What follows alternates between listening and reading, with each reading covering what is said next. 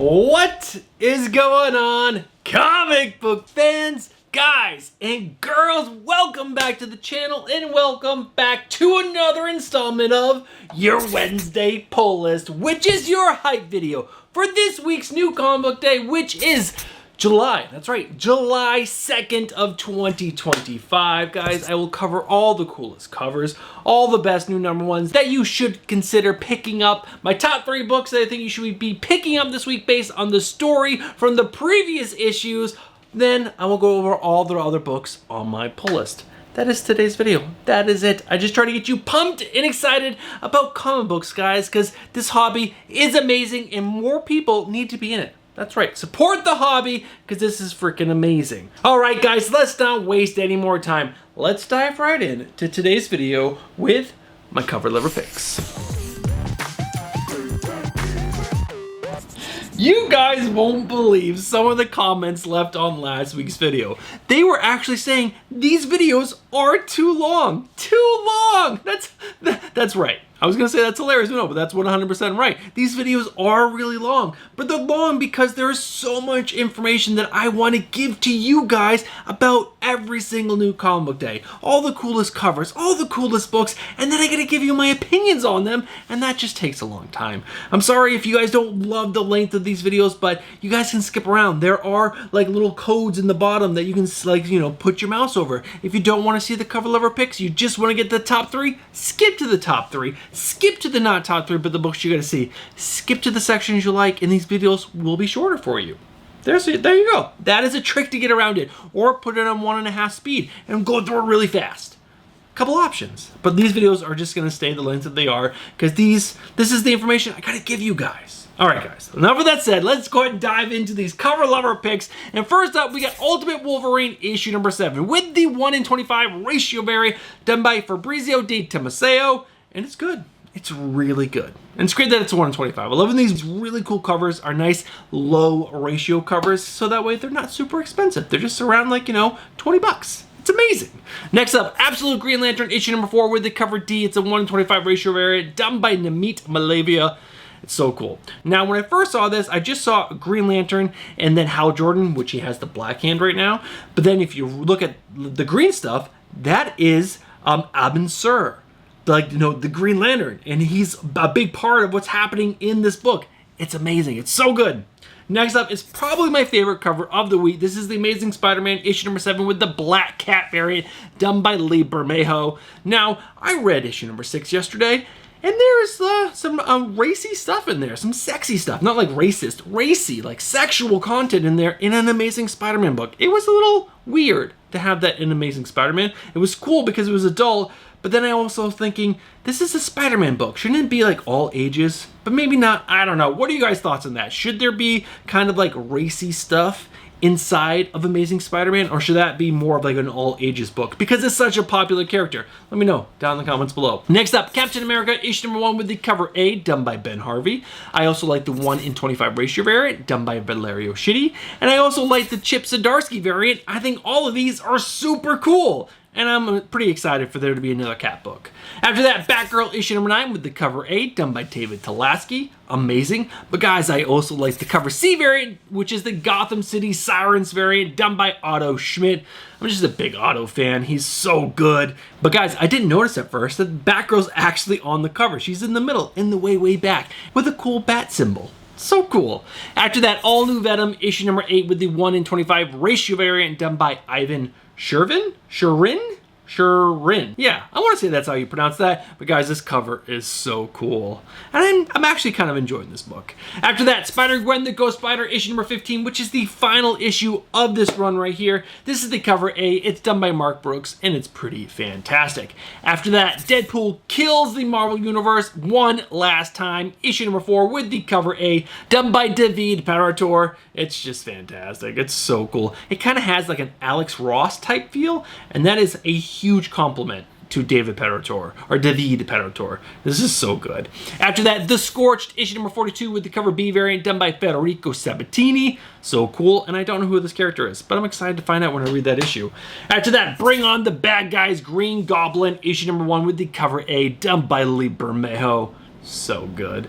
After that, G.I. Joe, A Real American Hero, issue number 318 with the cover C variant. It's a 1:10 ratio variant that is a camouflage variant done by Francis Portela. Fantastic. I don't know who this is. This is like Ghost. I don't know who this is. Someone let me know down in the comments below. I'm not a huge G.I. Joe fan. I was when I was a kid. I watched the cartoon a lot, but that's when I was like, a wee lad. Like, 10. I don't have a lot of memories from when I was 10. Do you? I don't. After that, Justice League vs. Godzilla vs. Kong 2, number 2, the cover B variant done by Yasmin Putri. This is amazing. It's a selfie variant, and it's Harley Quinn taking a selfie with Godzilla as she fights Godzilla. How is Harley Quinn even gonna fight Godzilla? I don't know, but it's awesome. After that is probably my second favorite cover of the week. This is Grimm issue number 23, the cover C variant in the cover E 1:20 virgin ratio variant done by Dan Panozin. This book is amazing. This cover is freaking amazing, and I want both the cover C and the cover E. Luckily, I already pre-ordered the cover C, so I just need to pick up the cover E tomorrow. After that, Wolverine in Deadpool's issue number 1 with the variant cover done by Torrin Clark. This is really good. I like it a lot. I like the concept of this a lot, but we'll talk about more why I don't love it in a little bit. After that, Power Rangers Prime issue number 8 with the web store Reserve Virgin variant done by Hugh Din. Fantastic. I don't like the Pink Ranger. I don't like Power Rangers, but man, this Pink Ranger right here is freaking awesome. After that, Gotham City Sirens Unfit for Orbit issue number 1 with the exclusive variant coming from 616 Comics in the Comics Traders. There is a trade dress, there is a version, and there is a red foil version, all done by Ivan Talavera. Fantastic. I really like Harley Quinn in this, and I really like the depiction of Catwoman. She's got some big, juicy lips. I love that, and it's just awesome. Really great. I just don't love that it's an exclusive. I wish it was just like, a ratio cover or an open order book, because Ivan Talavera is amazing. This cover is really good. After that, Marvel Zero issue number 1 with the 1:25 ratio variant done by Humberto Ramos. I love Ramos. After that, Marvel 01, the 1:50 virgin ratio variant done by Patrick Gleason. I also really enjoy Patrick Gleason. Next up, Godzilla Heist issue number 5 with the cover B, which is a movie homage variant done by Pablo Tunica. They've done a movie homage for every single issue of this series. They've all been amazing, and I can't remember what this is homaging, but it is freaking awesome. After that, Bitterroot, the next movement, issue number 4 with the cover B, which is a 1:10 ratio variant done by Maria Wolf. 2 more covers. Next up is Gehenna. I want to say that's how it's pronounced. I'm probably totally butchering it. But Naked Aggression, issue number 1 with the cover E, which is a 1:25 ratio variant done by Mateo Scalera. Amazing. Pre-ordered that sucker. After that, the final cover, Assorted Crisis Events, issue number 1, the 4th print variant done by Eric Zawadzki. And it's awesome. You got like a young version of the character and an old version of the character. Just the position. Amazing. Those are my cover lover picks for this week, guys. Remember, there are so many other covers available for you guys to pick up this week. League of Comic Geeks is linked down in the description below. Go over there, check out all the amazing covers. Make a list so when you go down to your LCS, you can pick up all these amazing, amazing covers. All right, guys, it's time to move on to the next part of this video, which is checking out my pull list. All right, guys, it was another big week. But again, you guys can't see what these are because they're small. They're blurry. Actually, I blew them up so they're not as small, but they're still small and blurry. So let me go ahead and throw them up on screen right now. Guys, there's a total of 22 books on my pull list. There are 3 new number 1s. And if we break down this list a little bit more, there are 5 DC books, 9 Marvel books. That's right, 9. And 8 indie titles. Now, I did not read 3 of the issues that you see up on screen right now, so those 3 books cannot make the top 3 list. There are no books on the chopping block this week, and we can move right over to the new number 1s that I think you should consider picking up because the synopsises sound pretty stinking cool.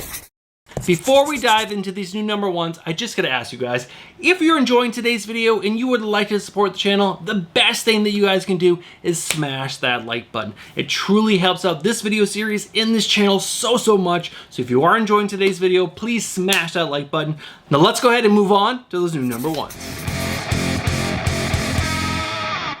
All right, guys, there are 3 new number 1s on my pull list. And the first 2, I'm not overly excited about. I'll go over them pretty quickly. In the last one I am pretty excited about, and I'll read the synopsis for that one.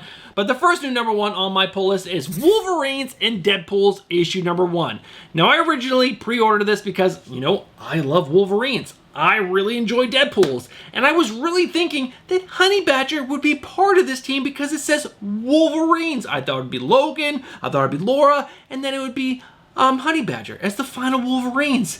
But guys, they're leaving out Honey Badger from an obvious story they could add her into, and that has me a little bit upset. And the other part that has me upset is that this is going to be written by Cody Ziegler. And if you guys watched last week's video, you know I read Deadpool issue number whatever and Miles Morales issue whatever, and they both really weren't that good. They had been good for a while because Cody Ziegler sadly really isn't that talented of a writer, in my opinion. Now, there are some really cool covers for this. There's that variant cover done by Torrin Clark, which is great, and this cover A done by Alessandro Capuccio is amazing. So maybe these are going to be cover level buys, but since I am picking this up already, I'm going to give it a read, and maybe it's going to be better than what I think it's going to be. But this is going to be a silly story with these 4 characters going up against an ex-villain. Fine, whatever. Now, the next new number one, I'm also picking up a ratio cover. It is the 1-in-25 ratio variant for Gehenna Naked Aggression issue number 1, and I figured I'm already picking that up. I might as well give this a read, and this sounds kind of cool. Maybe, I don't know. It's an independent. It's from Image. It's Image. Image usually puts out pretty good books. But you know what? After reading the synopsis, it sounds kind of weird. It's this girl who's had a hit on her for a while, and her hit contract has been around for a long time, and she's been able to escape the assassination attempts, and this contract has moved from one criminal organization to another criminal organization, and now she just wants it gone, so she's gonna go and put a stop to it with a bullet. And it sounds silly. But I'm picking up the 125, so I'm going to give it a read. I'll let you guys know how Gehenna Naked Aggression issue number 1 was. But the book that I'm actually pretty excited about that is a new number 1 is Captain America issue number 1. Now, this is coming from the writer of Chip Zdarsky, and it's going to have art by Valerio Schiti. And I'm just super excited for the fact that this is going to be written by Chip Zdarsky. I think he is a fantastic comic book writer, especially his independent stuff. His Batman was okay, and I'm really excited to see his take on Captain America, and also his Daredevil was really good as well. But let's read the synopsis for this. While Captain America slumbered in ice, the world changed, for the better and for the worst. Steve Rogers awakens to a reality where battles are fought in the shadows through secrets and subterfuge, and villains aren't so easily to identify. When a fledgling dictator named Victor Von Doom conquers Latvia, Steve faces a critical decision: adapt to a new kind of warfare or forge his own path. And what will the choice he makes in the past mean for his future? Experience the untold tale of Captain America's first encounter with Dr. Doom as Chip Zdarsky and Valerio Schiti team up for a game-changing new era of Captain America. Now, knowing this is written by Chip Zdarsky, I am just super excited for this book, and it's going to have great art by Valerio Schiti. I think this is an easy must-have pickup for this week. It's a new number 1, guys. Just pick this up. Just know that's going to be freaking fantastic. All right, guys, those are the new number 1s on my pull list. Let's go ahead and move over to the top 3 books that I think you should be picking up this week because the previous issues were so stinking good. All right, guys, we got a little bit of a surprise in the number 3 spot. It's a new independent. I really didn't think this book was going to be any good at all, but I read it literally 10 minutes before recording this video. And I'm talking about Whatever Happened to the Crimson Justice issue number 2. I literally, like I said, read issue number 1 10 minutes ago. This is coming from the writer of Frank Terry and has art by Inka Miranda. Guys, this was so much fun. Frank did such a great job of quickly setting up this new superhero universe, introducing you to the main character, which is the Crimson Justice. He quickly introduced us to the big bad villain, which was awesome. They introduced us to some supporting possible future superheroes that are not doing good right now. They're not well off at all. One of them seems to be a drug addict and doing some pretty not good things to get her drugs. So this has a potential to be freaking awesome. I love how they set up this world in this new city. The heroes were there in the 80s and before the 80s, and then they just disappeared in 1985 after a big, terrible event, and they've been gone ever since. In the city seems to have fallen to crap, and something bad really happens, and now the Crimson Justice is going to come back, and I think this is going to be freaking awesome. The writing was really good, the art was really good, the pacing, everything about this first issue was freaking amazing. I'm really excited for this book, and it's such a nice, small, independent. I think we should all just like get in and get behind this book and support Frank Terry and Inka Miranda on whatever happened to the Crimson Justice. All right, guys, pick up issue number 2. If you haven't picked up issue number 1, go get it. And let's go ahead and move over to the number 2 book that you should be picking up this week, because the previous issue was freaking awesome. All right, guys, in the number 2 spot is Grimm issue number 23. I'm really excited for this issue. I'm also just really excited for this series, even though there seems to be gigantic gaps between issues. So many weeks and months go by between issues, and that stinks. That really stinks. I don't know what the delays are, but it really sucks. But issue number 22 was incredible. It was such a good read. There were some big, powerful moments for the main character of Jess, and there was a huge sacrifice at the end, and we will potentially lose one of our main characters that is such a cool character. This issue was just full of emotion, and you guys know, a comic book that can make you feel for both the characters and you feel that emotion is a wonderful comic book, and this had everything. And also the art by Falvano. If you haven't read any Grimm, go pick up the trade paperbacks to get all caught up, because this is an amazing tale. I know we are getting close to the very end. I spoke to Stephanie Phillips at last year's Terrificon, and she did say the number. I think this ends at like 24 or 26 or something like that, so we're really close to the end, and this is just a fabulous comic book. Yeah, it's hard to really talk about a book that's 23 issues deep, but this book in general is just packed with so much emotional content that I just absolutely love. I eat it up. And like I said, the art by Falvano is amazing. It's so good. All right, guys, that is the number 2 book. Let's go ahead and find out what the number 1 book that I think you have to be picking up this week, because the previous issue was a banger. Guys, the Absolute Universe and the Ultimate Universe is a ton of fun right now. The Absolute Universe is definitely way better than the Ultimate Universe, but guys, Ultimate Wolverine issue number 6, which I read today, was amazing. Issue number 7 comes out this week. This is coming from the writer of Chris Condon, and issue number 7 is going to have art by Alessandro Cappuccio, who is the main artist on this book. They had a fill-in artist the last 2 or 3 issues, but guys, Cappuccio was so good. But you guys know, What If or Elseworld tales are like the best. When they take our amazing characters and just twist them a little bit to make them a little bit different, it's amazing. But what was so good about issue number 6 was that Wolverine was the main character, focused a lot on that, but the whole story was told from the perspective of a character that you guys know as Legion. That's right, David Haller. One of my favorite X-Men characters. He's such a cool character. He is like an Omega level mutant, and he's got schizophrenia. He's got all these personalities in his head, and that character is still in the Ultimate Universe, but he is not the same Legion that we know, because they twisted it and turned it a little bit, and what they did was amazing. I'm not going to tell you what they did. You got to read the book. But I also, at the very end, there was like a full page, like just all words, but it was like, you know, written in a diary of Beast, and it went through, like, it gave you the history of Ultimate Universe's David Haller, or Legion. It was so good. I'm glad I stuck around and read that, and it was just great. It was such a great addition to this book, and I normally skip all that stuff because I'm like, I don't have time for that. I made time for it, and you should always read all the content in your comic book. It really helps set the whole stage for the whole story. It was amazing. And I think that character is going to have a big impact possibly on this universe. If he doesn't, he still made issue number 6 the coolest. Like, so good. And this next issue is going to be a big battle between Magic and Ultimate Wolverine. How is that going to go down? I don't know. It's going to be epic. I cannot wait to get this issue in my hands and read it. And I also like the last line of the synopsis for issue number 7. Don't miss Ultimate Magic's revealing the depth of her power.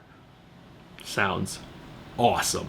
All right, guys, that is the #1 book that I think you should be picking up this week. Ultimate Wolverine, issue number 7. There's some great variant covers. Pick up the ones you like the most.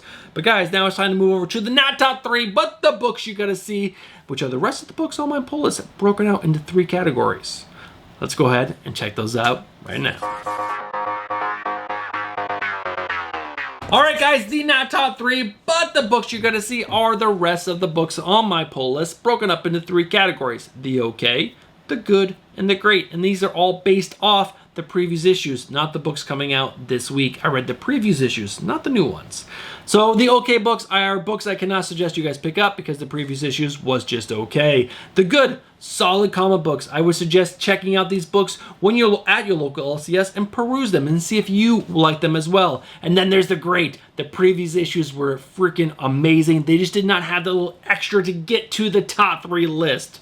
All right, guys, there is one other part to these lists, and that is the did not read. I did not read Adventure Time issue number 3, Resurrection Man Quantum Karma issue number 3, and the Spider-Gwen the Ghost Spider issue number 14. So those next issues cannot be in any of those lists because I did not read the previous issues. So let's kick this off with the okay. Medieval Spawn issue number 3. I read issue number 2 a little while ago, and it's such a boring retelling of his history. I'm not enjoying it. That's why it's in the okay. Next up, JSA issue number 9. I read issue number 8. It's written by Jeff Lemire. I want to really like it. It's just okay. After that, The Avengers issue number 28 comes out this week. Issue number 27 was so generic.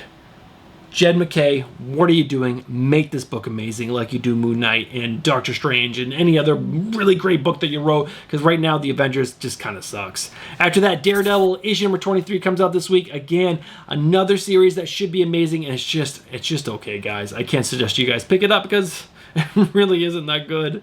After that, the good. First up, we got all new Venom. Issue number 8 comes out this week. I'm actually enjoying this series. I thought it was going to be stupid with the big reveal that Mary Jane is actually Venom, but it's actually pretty good. It's not amazing. It's not great. It's just a good, fun series. Next up, The Amazing Spider-Man. Issue number 7 comes out this week. Issue number 6 was good. JR was the artist. It really did kind of take away from the energy the book has because his art really isn't good in my opinion. But the story overall is still moving in a good direction. There was just that weird sexual moment between Black Cat and Spider-Man where she was like, hey, you want to fool around? And I was like, really? That's in a Spider-Man book? That seems kind of weird, but that's maybe just me. Again, I think this book is supposed to be written for all ages, but it was definitely targeted more towards us, which I guess are the people mainly picking it up, but it just felt weird to me. Guys, let me know what you think down in the comments below. Next up, Arcbound, issue number 4, Scott Snyder, Tom Hardy on the writing. It's pretty good. I like it. It's a fun sci-fi series. It's getting to a good part in the story. I like it. After that, Batgirl, issue number 8. I love this retelling, or the first telling of Lady Shiva's history. So cool. Really like it. After that, Birds of Prey, issue number 22. Continues to be a solid read. After that, Sam and Twitch Case Files, issue number 15 comes out this week. Issue number 14 was a ton of fun, and we got Spawn in it. There was a small moment between Sam and Spawn. Was awesome. After that, The Scorch, issue number 42 comes out this week. One of the coolest team books out right now. I'm serious, guys. Better than Justice League, better than Avengers, better than anything I can think off the top of my head right now for team books. It's so good. Next up, X-Men, issue number 19. I read issue number 18 today. This book is solidly in the good. I really enjoyed issue number 18. Way more than the previous one. This book is so weird. There's good issues, there's bad issues, and this last issue was really good, so I'm stoked for the next one. But the next one could be bad. It's so weird. It's such a weird book. Now we're going to move over to the books that are the great. And it's funny enough, there's only one, and it was Absolute Green Lantern. Issue number 4 comes out this week. Issue number 3 was really good. To me, this series is moving a little slow, but I think that's okay. I think they're building to something really awesome within this Ultimate Universe, or Absolute Universe, and it's just, I don't want to go into the whole synopsis of this series, but just know that Hal Jordan is like affected or infected, or he has the black ring basically, but it's the black hand, and it's causing him to do really bad things. And in issue number 3, him and Jojo Mullen had this big confrontation, and Jojo basically just like smacked him down and was like, get your shit together. and it was so good. It was so good. This series has so much going for it. It's really interesting. It's twisted, and it's a lot of fun. But guys, that is the not top 3, but the books you're gonna see. It is time to wrap this video up. All right, guys, we're at the end of today's video. Now, if you guys watched from the beginning of today's video all the way to this point in the video right now, you guys are legends. Thank you guys so much for being amazing supporters of this channel in this video series. Now, if you look down and you're not subscribed, I'm just gonna say, what are you doing? Get yourself subscribed, hit that bell for notifications, and smash that like button. All right, guys, this is gonna be the only video this week. I know I'm starting off July with only one video this week. It's so annoying and sad, and I'm sorry. But it's 4th of July week, guys. Tomorrow, which is Wednesday, I leave Wednesday night. I drive up to my sister's in Saratoga. We're going to see the Lumineers on Thursday. I'm super pumped, and we're going to go see some minor league baseball team up there, and we're going to have some beers. It's going to be amazing. We're going to swim in a pool. It's just going to be so much fun. Sometimes you gotta, like, you know, get out from behind the camera and go have fun in life. So hope you guys have an amazing 4th of July. I'm sorry I don't have the FOC video this week, but I'll be back next week with both videos. But guys, have yourself a fantastic 4th of July weekend. If you're out of the United States, have a great weekend, and I'll catch you guys next week with the Wednesday pull list. All right, guys, have yourself a great week, and I'll catch you in the next one. Peace.